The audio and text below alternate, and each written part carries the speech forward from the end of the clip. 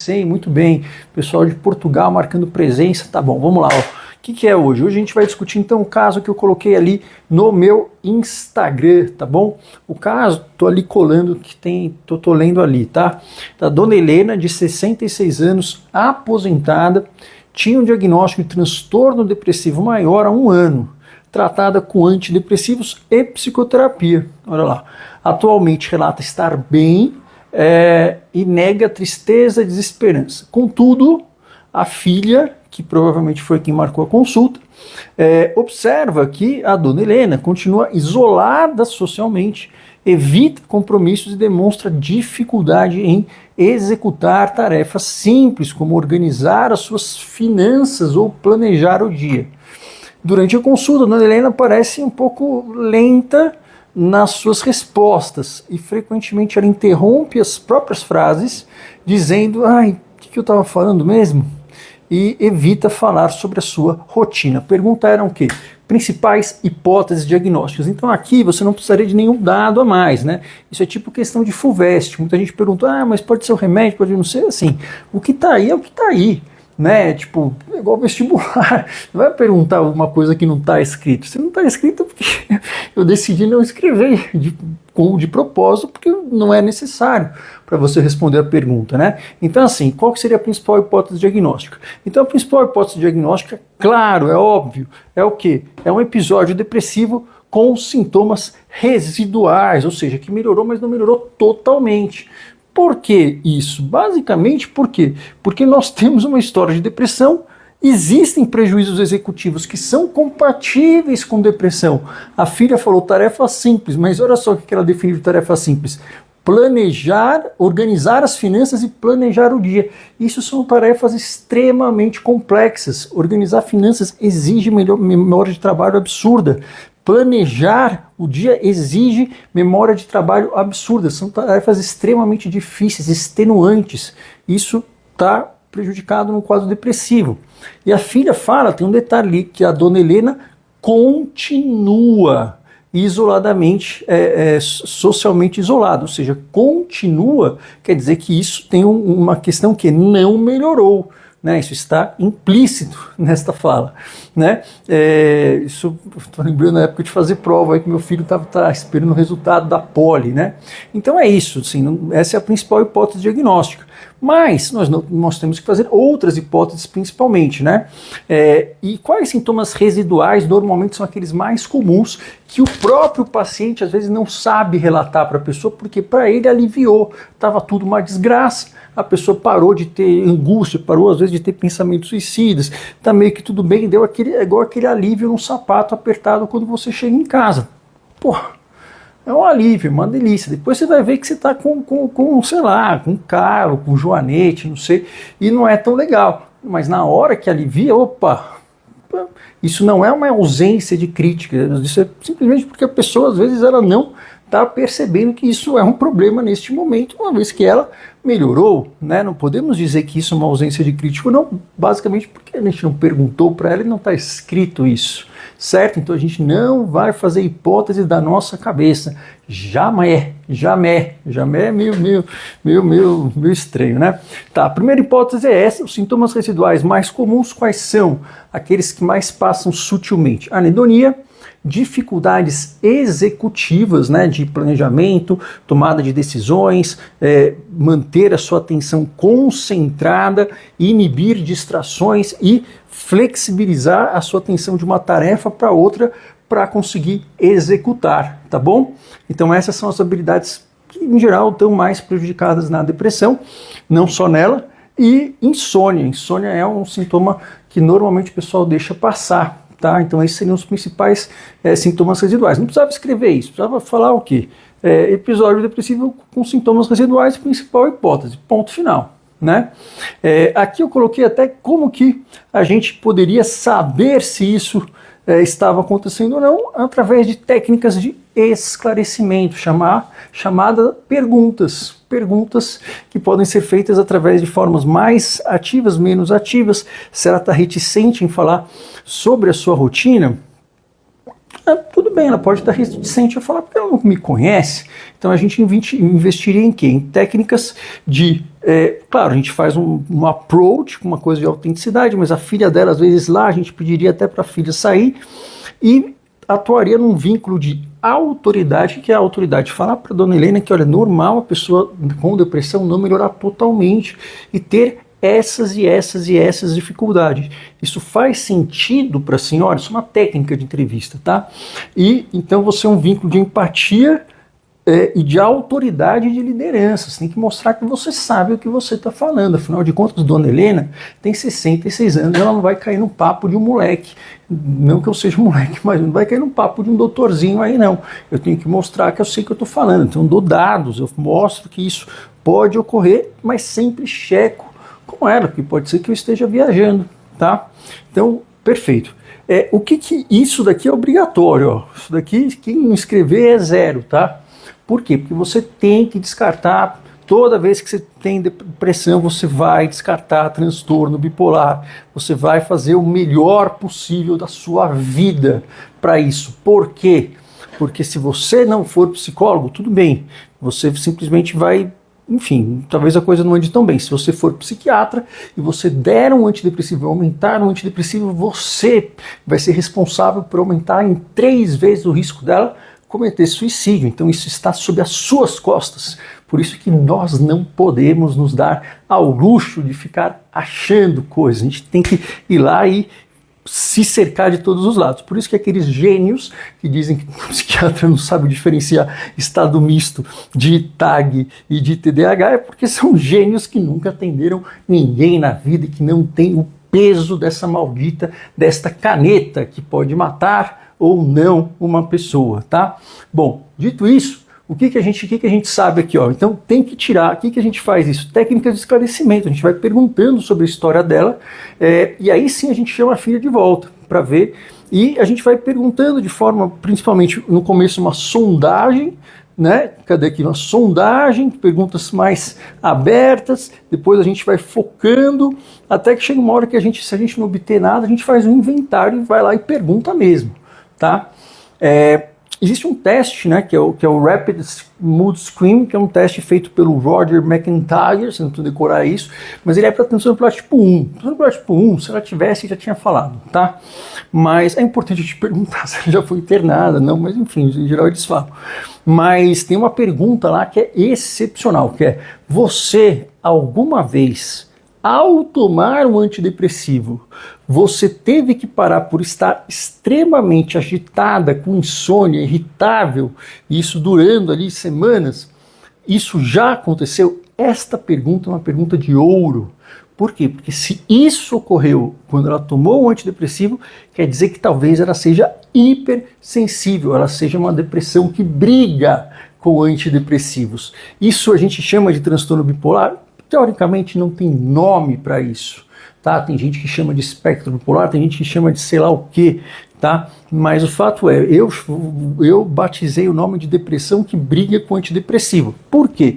Porque para ser transtorno bipolar você tem que ver a mania, tem que ver hipomania, a gente não vê às vezes, tá? Mas são depressões que não melhoram com antidepressivo, você já não vai dar isso. Então esta pergunta é muito importante. Você já tomou alguma vez um antidepressivo que te deixou muito agitada, com muita insônia, ou enfim, muito inquieta, isso durou aí semanas? Se sim, opa, você psicóloga tem teoricamente o direito e a obrigação de falar isso para o psiquiatra, porque às vezes ele não perguntou, tá? Mas teoricamente se faria um questionário de mania, hipomania, é muito difícil fazer isso, a gente quase não pega isso, tá? Então a gente vai perguntando sobre essas questões. E aí, então o que a gente vê? A gente vê antecedentes pessoais, enfim, você já teve algum quadro diferente, antecedentes familiares, isso é importantíssimo, parentes de 1º grau de pessoas com transtorno bipolar ou de esquizofrenia, tem um risco muito alto, não é um risco 100%, ainda é baixo, mas é alto, você tem que perguntar isso. Se teve respostas prévias a antidepressivos estranhas, e uma coisa importante para você perguntar é o quê? Como que é esse raio dessa psicoterapia que ela está fazendo? Como é que é isso daí? Vocês ficam batendo papo, vocês ficam, enfim, o que vocês fazem? Joga buraco? Como é que é a psicoterapia? Pode ser que seja uma terapia de TCC voltada para depressão mesmo, e aí, enfim, a gente pensaria em outra estratégia. Pode ser que não, a maioria das vezes não é, tá? A maioria das vezes é, sei lá, qualquer coisa X. Como que é essa psicoterapia? Beleza, então isso daqui você tinha que descartar, tá? Não precisa escrever tudo isso, daqui foi mais para vocês saberem. Transtorno por uso de substâncias, sempre a gente vai descartar? Sim, mas imaginar que a dona Helena, né, não bebe, tudo, mas é bom de perguntar? Olha, sempre é bom. Mas ela pode sim fazer um uso abusivo de Rivotril e principalmente você sempre checa a aderência do remédio, ou seja, pergunte como ela está tomando o remédio, porque os pacientes não tomam o remédio do jeito que a gente acha. Eles não tomam o remédio porque é um chato tomar remédio. Justo? É isso? Muito bom. Que mais? Sempre a gente vai pensar... aqui um transtorno de insônia que estaria aqui, né? Que eu coloquei só porque ele justificaria déficits cognitivos, né? E aí a gente trataria com TCCI. Um transtorno cognitivo leve, né? Que seria um pré-Alzheimer, não existe esse termo, tá? É transtorno cognitivo leve. A gente não pode falar isso, né? Por quê? Porque, na verdade, né, a gente procuraria na conversação exploratória, né, que seria o quê? Você chega, se observa primeiro, faz um vínculo de autenticidade, você observa, você vai pegando aspectos da vigília, da parte cognitiva, ver se a pessoa não está meio que sonolenta. Tem gente que vai falando e dorme no meio da consulta, que você acorda ou não. Aí tem a conversação casual e tem uma conversação exploratória. Então, na conversação exploratória, na observação, você tem que ver algum sintoma de humor. Então, ela tem que ter melhorado, mas tem que ter ainda algum sintoma de humor quando, enfim, ocorre esses tipos de situações. Então, quando ela pensa em se socializar, qual é a sensação que ela tem? Qual é o pensamento que vem na cabeça? Qual que é a sensação física? É um cansaço? É uma moleza? É você saber que não vai ter graça? É você não ver propósito nisso? Então, para isso, a gente precisa ver se existem outros fatores congruentes com o humor, tá? E mesmo assim... a principal hipótese seria o humor mesmo, a gente trataria a depressão, mas muita gente falou também, mas isso daí dela não ter crítica não diz, mas não fala a favor de transtorno cognitivo leve? Não fala a favor não. Na verdade, isso, o que a gente vê em geral é que os pacientes que têm quadros demenciais ou demenciais iniciais, eles tendem a esconder o déficit. Eles tendem a não colaborar muito com isso. Mas parece que não é o caso dela, porque ela fez até um neuropsicológico, que aliás tinha qualquer indicação de pedir um neuropsicológico nesse caso? Não tinha. Isso foi médico preguiçoso, que não quis tirar a história clínica, porque se a pessoa está com depressão, o teste neuropsicológico vai vir alterado e ponto final. Não tem por que pedir. Isso é sei lá, se fosse no HC ia ser um desperdício de verba pública, né? Vida real, tudo bem, as neuropsicólogas, meu Deus, mas eu preciso ganhar dinheiro, mas peraí, você não quer ganhar dinheiro fazendo coisa que não é necessário, né? Por quê? Porque vai dar alterado e não vai mudar em nada a conduta, né? Isso pode ser feito até no segmento, mas também nem talvez precise. Então, óbvio que ia vir alterado, é óbvio que ia vir. É um teste inútil. Agora, os outros testes neurológicos e de exame de sangue, sim, eles têm que ser pedidos, tá? Tem outra coisa aqui que eu não coloquei, mas assim, sempre que a gente pensa em depressão, a gente tem que pensar também se existe algum transtorno de personalidade. É um diagnóstico diferencial. Eu acabei não colocando aqui pelo fato de que aí é demais também, né? Pode ser pressuposto que a dona Helena era previamente rígida, mas se não, assim, sendo bem criterioso, você colocaria isso como um diagnóstico diferencial também, o que ia ser um parto para você achar isso.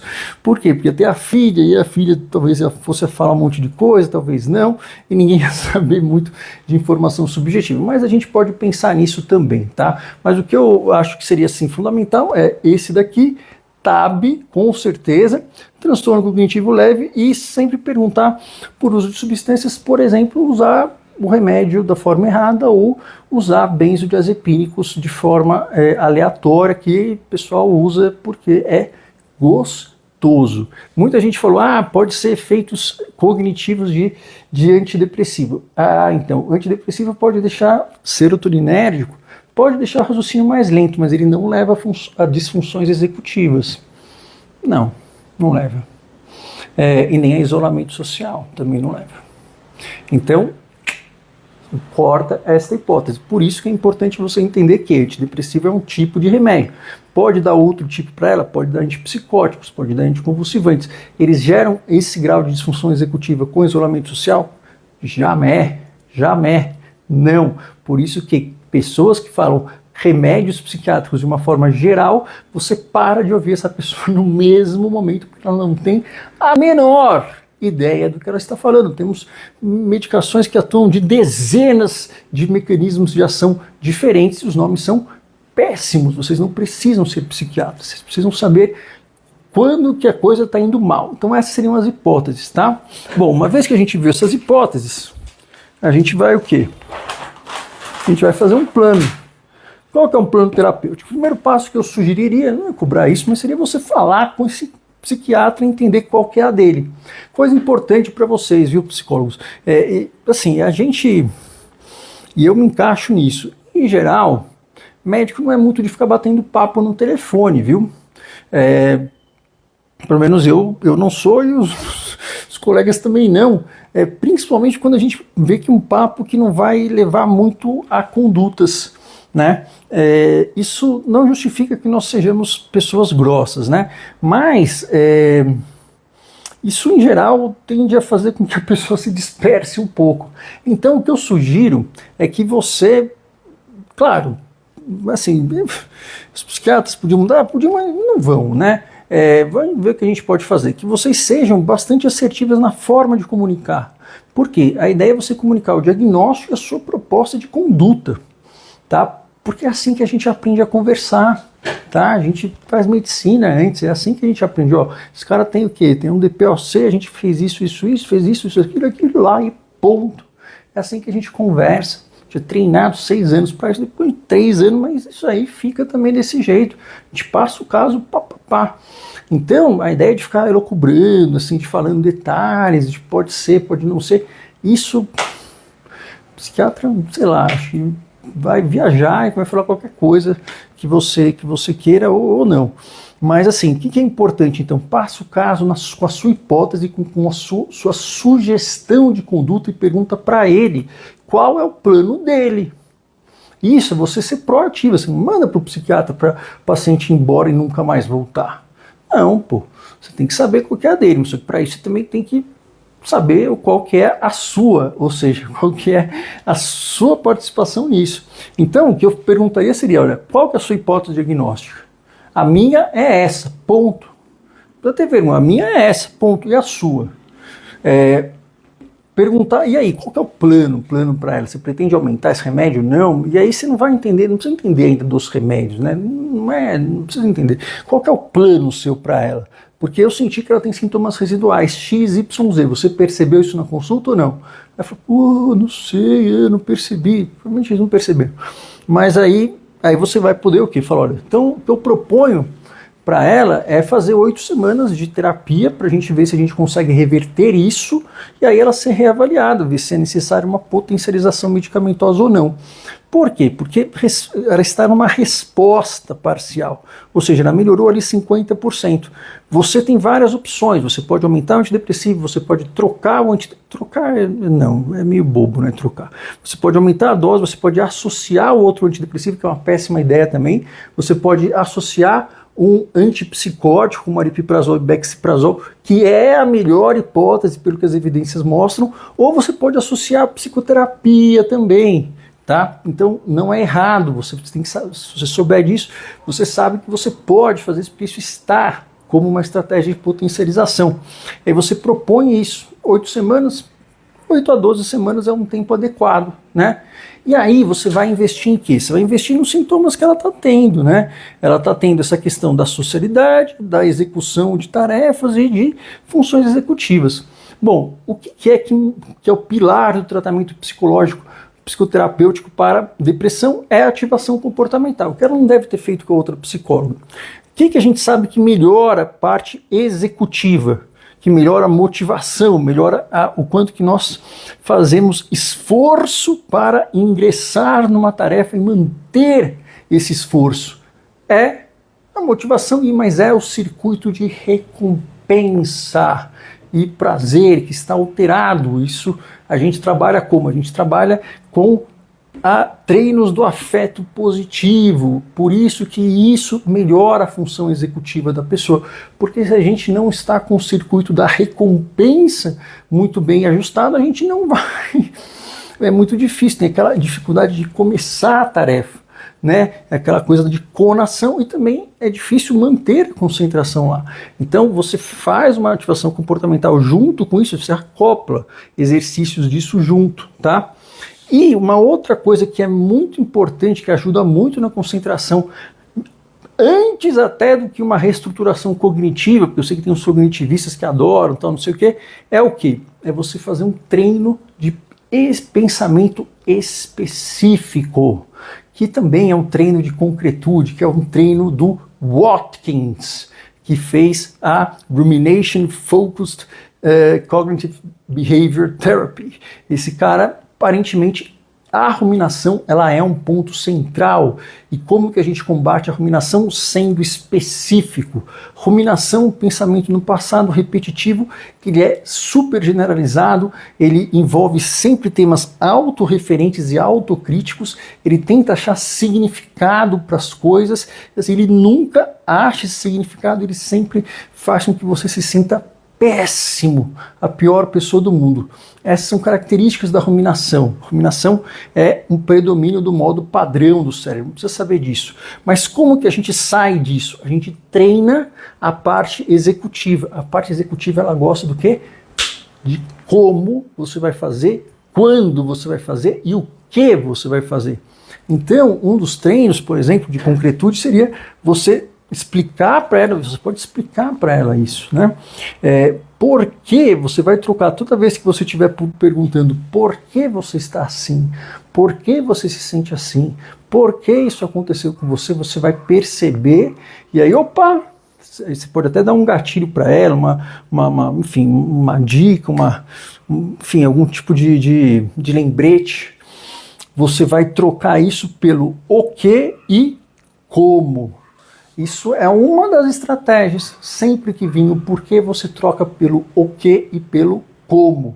O que aconteceu de fato e como eu posso resolver esta situação. Isso não é fácil no início, eu sei disso, mas isso dá para você muito mais poder de ação e faz você se sentir menos depressivo, menos cansado. Isso melhora a concentração. Por quê? Porque você sai do mundo das ideias, você volta para o mundo real, o mundo da ação, você volta a ser protagonista das coisas, tá? Aqui é interessante que no afeto positivo tem vários subtipos de treino. Muito importante um treino de rotular emoções, tanto positivas quanto negativas. Tem técnicas de visualização e técnicas de saborear experiências positivas. Essas são algumas das técnicas que têm o maior tamanho de efeito para isso, só para vocês saberem, tá? Mas é importante que isso daqui já vai melhorar a parte cognitiva dela, e aí também o outro módulo da TCC que está altamente ligado à parte cognitiva de função executiva, qual que é? Não é a terapia de reestruturação cognitiva, não é, desculpa os cognitivistas, não é, mas é o que? A terapia de resolução de problemas. Então isso você consegue fazer em 8 semanas.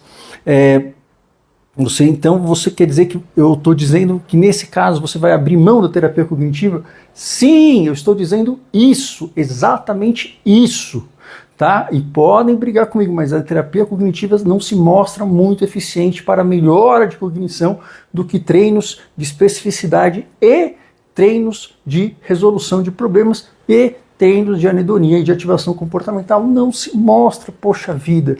Não é por isso que o Beck era um cara admirável. Ele é admirável por quê? Porque todos mostraram para ele que a parte comportamental era melhor do que o que ele tinha feito. E ele abraçou essa ideia. É isso que faz dele um gênio. Não é o fato de ele ter inventado a terapia cognitiva, tá bom?